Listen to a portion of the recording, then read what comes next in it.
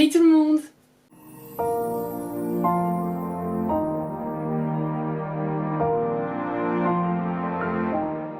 On se retrouve aujourd'hui pour parler d'un sujet qui est le syndrome du milieu et le syndrome de la fin.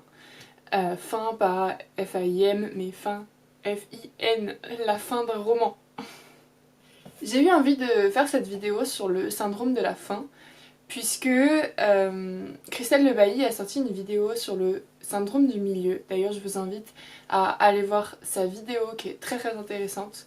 Enfin vraiment moi je l'ai kiffé et elle m'a tellement... tu vois, ça a fait tilt dans ma tête et je me suis dit mais attends, moi je souffre pas de ce syndrome là mais d'un autre syndrome qui je trouve se rapproche grandement du syndrome du milieu. Donc dans sa vidéo, Christelle Lebailly parle du coup du syndrome du milieu, elle donne plusieurs conseils pour vaincre ce syndrome du milieu et je dois avouer que j'ai souffert du syndrome du milieu il y a quelques années en arrière je dirais et j'ai réussi à combattre ce fléau. Maintenant aujourd'hui je ne souffre plus du syndrome du milieu mais je souffre d'un autre syndrome qui est donc le syndrome de la faim. Je voulais venir du coup comparer aujourd'hui les deux à peu près pour en fait essayer de comprendre qu'est-ce qui se passe au niveau du syndrome de la faim. Donc Christelle Lebailly dans sa vidéo explique que le syndrome du milieu c'est le fait de se retrouver au milieu d'un manuscrit, on perd toute motivation, on est dans un creux de l'histoire et la fin nous semble très loin. Mais du coup, qu'est-ce qui se passe quand moi je souffre du syndrome de la faim ? On n'est pas du tout dans un creux de l'histoire, on est vraiment dans l'action finale, où tout doit se démêler, où toutes les intrigues arrivent à leur fin. Donc j'ai essayé de rassembler ce que je ressentais à ce moment-là, qu'est-ce qui me faisait avoir ce syndrome de la faim, et je dois avouer que c'est la peur. J'ai peur de terminer mon histoire, peur que la fin me déçoive ou déçoive les lecteurs, peur que tout ce que j'ai fait en fait ne serve à rien.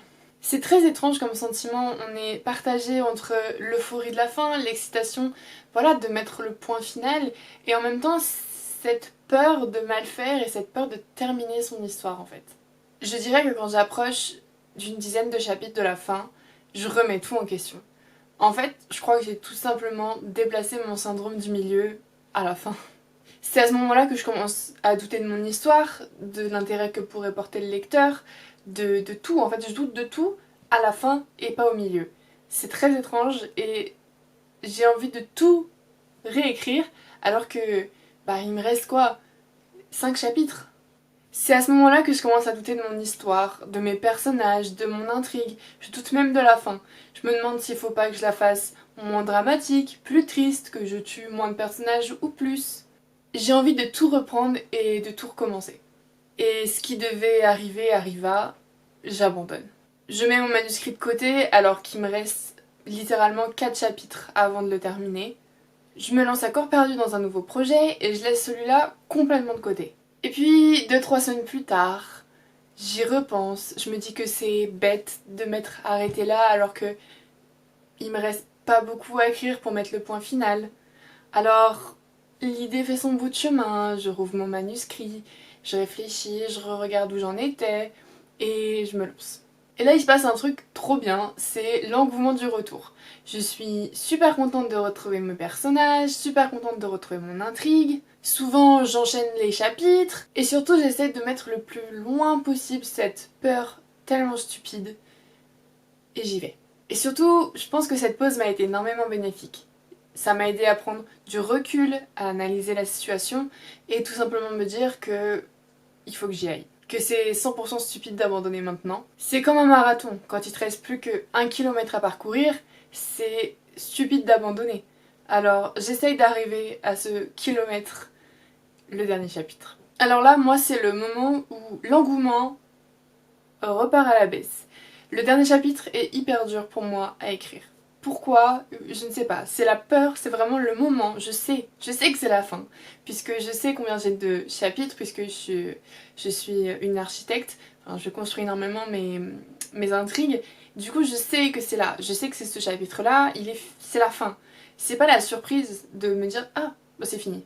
Non, je sais que c'est la fin. Je sais que là, il faut que tout se termine. Il faut que toutes les intrigues soient bien terminées, qu'on ait toutes les réponses. Je suis partagée entre le fait de ne pas vouloir terminer, de ne pas vouloir quitter mes personnages, de peur de mal faire, et en même temps, je suis tellement contente d'avoir amené mon histoire là où elle est, d'avoir aidé mes personnages à arriver là où ils sont maintenant, et tout simplement le bonheur de finir son histoire. Et enfin, le point final est posé. J'ai écrit le mot fin, et je suis tellement heureuse, ça en valait tellement la peine. Maintenant, je vais vous donner quelques petits conseils qui ont marché pour moi et qui marchent encore, et puis j'espère que ça pourra vous aider. Le premier conseil que je pourrais vous donner, c'est de laisser votre manuscrit se reposer un petit peu de côté. Je sais que ça peut sembler étrange à certains, et si ça vous semble bizarre et que vous savez que vous n'arriverez pas à y revenir, le faites tout simplement pas. Mais pour moi, ça marche en tout cas. Je vous dis pas de partir 3 mois sans revenir sur votre manuscrit. Moi, je sais que 1 à 2 semaines, c'est très bénéfique. Ça me permet de prendre un peu d'air frais, d'avoir un petit peu de recul et de pouvoir me mettre à 100% dans la dernière ligne droite. C'est ce que j'ai fait pour Sauvage. J'ai pris 2 semaines pour respirer, pour penser à autre chose, et quand mes personnages sont revenus toquer à la porte, j'ai su que c'était le bon moment. Pour preuve, j'ai écrit une dizaine de chapitres en à peine 3 jours. C'était l'engouement du retour en fait. J'avais l'impression de revenir dans mon histoire comme au début. Mon deuxième conseil, si vous vous sentez pas capable de sortir complètement de votre histoire et de la laisser de côté, tout simplement moi ce que je fais et ce que j'aime bien faire, c'est faire des aesthétiques. Par exemple, j'ai fait des aesthétiques pour Sauvage, pour Nos feuilles d'automne, et j'en ai fait également pour Hedgewitch, qui est le projet sur lequel je suis en train d'écrire en ce moment. Si ça vous intéresse pas de faire des aesthétiques, vous pouvez aussi faire des tableaux Pinterest avec des photos qui vous inspirent, des photos qui vous rappellent votre histoire. Je trouve que ça permet de rester dans votre histoire et avec vos personnages, avec l'ambiance, tout ça, sans pour autant être à 100% dedans et vous permettre de respirer un peu. Et le troisième conseil, qui est le plus dur pour moi, que j'ai le plus de mal à suivre, c'est tout simplement me dire que ce n'est qu'un premier jet. J'essaye de plus en plus de dédramatiser le premier jet, ce que je faisais absolument pas avant et ce que j'ai toujours du mal à faire.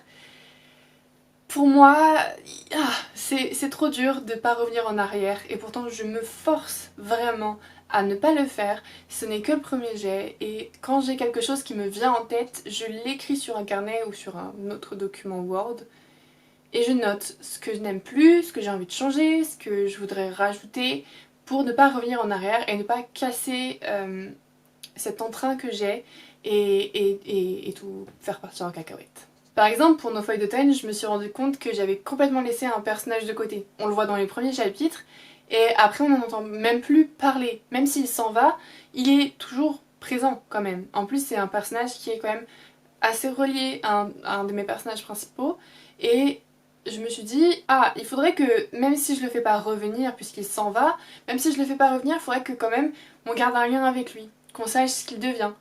Et au lieu de revenir en arrière et de réécrire des trucs pour que personne n'oublie ce personnage, je l'ai juste noté et je me suis dit ok, à la réécriture il faut que je donne un petit peu plus d'importance à ce personnage pour qu'il soit un petit peu plus présent. Voilà, tout ça pour vous dire que on a tous des coups de mou, on a tous des moments où on remet absolument toute notre histoire en question. On a tous des moments où on a tout envie de bousculer, mais je pense que ça peut être intéressant de bousculer beaucoup de choses, mais qu'il faut le faire au bon moment, c'est-à-dire à la réécriture. Je pense que le premier jet, c'est vraiment le brouillon et on a le droit de faire des erreurs au premier jet, puisqu'on va pouvoir les corriger un nombre incalculable de fois pendant la réécriture. Voilà, mon conseil c'est continuer à aller jusqu'au bout et mettez ce point final.